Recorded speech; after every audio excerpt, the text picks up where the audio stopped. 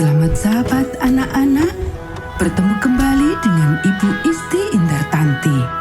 Pelajaran sekolah sahabat kita berjudul Sebuah Pemberian yang Istimewa. Ayat hafalan Kisah Para Rasul pasal 1 ayat 8. Tetapi kamu akan menerima kuasa kalau Roh Kudus turun ke atas kamu, dan kamu akan menjadi saksiku di Yerusalem dan di seluruh Yudea dan Samaria dan sampai ke ujung bumi. Poin penting pelajaran kita, Roh Kudus menolong kita untuk mengerti dan membagikan firman Allah. Bayangkan bagaimana kira-kira keadaannya memiliki seorang teman yang selalu berada di sana, tidak peduli dimanapun kamu, apa yang telah terjadi, atau apa yang telah engkau rasakan. Mereka berada di sana sambil menguatkan engkau, menolong kamu, dan menunjukkan kepadamu hal yang baik yang harus kamu lakukan. Bukankah hal itu sangat mengagumkan? Yesus menjanjikan kepada siapa saja yang percaya kepadanya dapat memperoleh teman yang demikian. Para murid belum pernah mengalami keputusasaan yang demikian besar. Yesus telah mati. Semua harapan mereka telah mati bersama dengan Dia. Mereka bersembunyi dengan Dia. Mereka bersembunyi dengan pintu yang tertutup rapat di ruang atas. Bagaimana mungkin hal itu terjadi hanya berselang 3 hari ketika mereka makan bersama dengan Yesus di ruangan yang sama? Kelihatannya mustahil. Mereka terlalu kecewa sejak saat itu. Akan tetapi, sesudah aku bangkit, aku akan mendahului kamu ke Galilea. Bisa kita baca dalam Matius pasal 26 ayat 32. Tiba-tiba seseorang muncul di antara mereka. Dia adalah Yesus. Dia mengangkat tangannya sebagaimana mereka telah lihat beratus kali dia melakukannya dan berkata, "Damai bagi kalian." Mereka sangat ketakutan. Kemudian Yesus berbicara lagi. "Mengapa kamu takut? Mengapa kamu sekalian tetap ragu dalam pikiranmu? Lihatlah tanganku, lihatlah kakiku, ini aku." Mereka tidak dapat mempercayai perasaan mereka. Yesus berkata, "Jamahlah aku dan lihatlah sendiri. Aku bukanlah hantu. Aku memiliki daging dan tulang. Jamahlah aku." Akhirnya, seorang murid maju ke arah Yesus. Dengan sangat perlahan, dia mencoba untuk menjamah tangan Yesus. Kemudian dia memeluk Yesus dan menangis. "Tuhan, memang benar ini Engkau." Murid-murid yang lain berlari kepada Yesus dan memeluknya, dan kemudian jatuh tersungkur di kaki Yesus. "Adakah sesuatu yang dapat dimakan?" tanya Yesus. Mereka memberikan kepadanya sepotong ikan yang telah direbus, dan Yesus memakannya di hadapan mereka. Dia mau agar mereka mengetahui bahwa Dia hidup, bahwa Dia adalah memang benar seorang yang memiliki darah dan tulang. Keterkejutan itu akhirnya hilang, dan Yesus berbicara kepada para murid-Nya.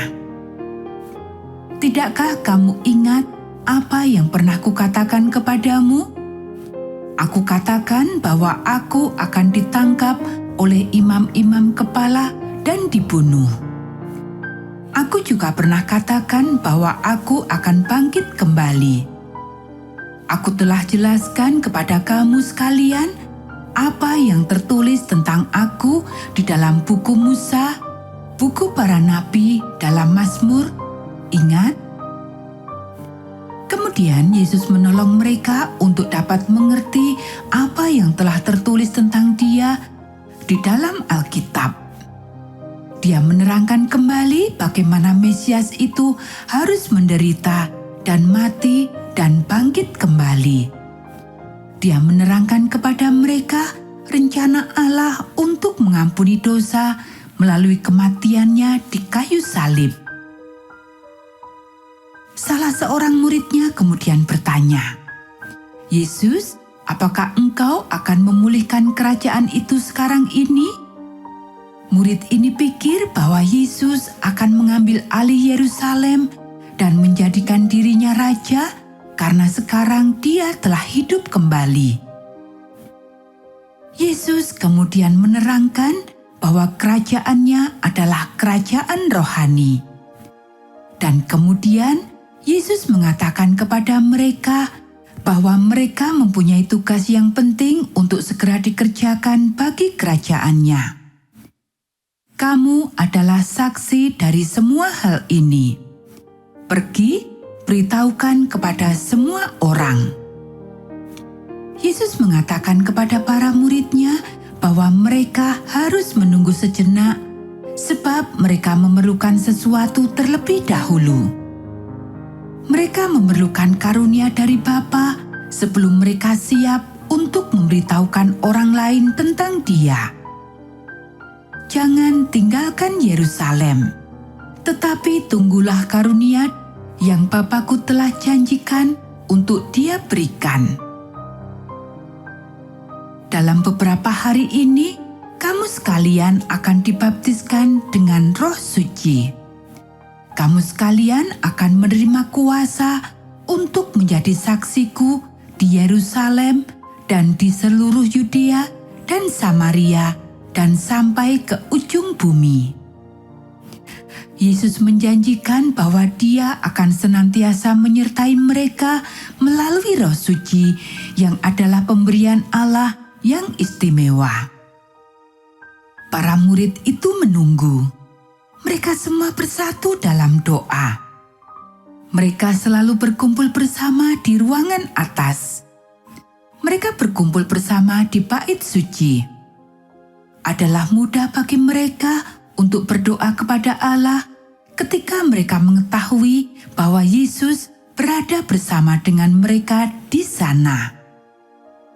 Mereka mengulangi kembali segala sesuatu yang Yesus telah katakan kepada mereka. Satu demi satu mereka mengingat kembali hal-hal yang telah Yesus ucapkan kepada mereka. Kelihatannya sangat tidak mungkin bagi mereka untuk begitu mudahnya mereka mengerti apa saja yang telah diucapkan oleh Yesus, karena kelihatannya mereka sangat mengerti dengan jelas saat ini. Yesus telah sangat sabar dengan mereka. Sekarang tidak ada lagi yang peduli siapa yang akan menjadi yang terutama dan terbesar.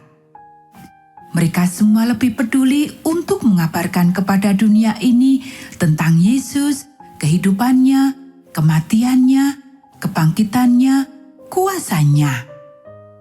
Mereka tahu bahwa karunia yang telah dijanjikan itu, Roh Suci itu, akan melakukan sama seperti yang telah dikatakan oleh Yesus. Berikan kepada mereka apa yang mereka perlukan untuk memberitakan Yesus ke semua bangsa, kepada semua orang di dunia ini.